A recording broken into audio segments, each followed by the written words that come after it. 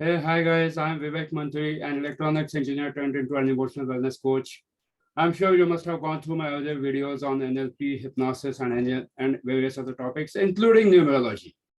Today, we are going to discuss an amazing thing where we'll try to understand that why people don't get results in spite of having so much knowledge, in spite of having all the technical things with them, still they are not able to get the results. So, what is that? We'll be discussing this into a three series. The first thing we'll be discussing now. Stay tuned for the next video also.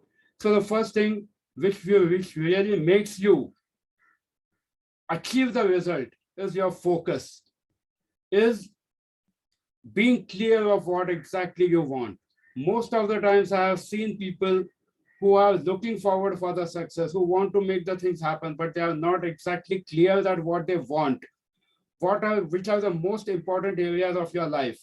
What is that definition of your extraordinary life which you really want to live?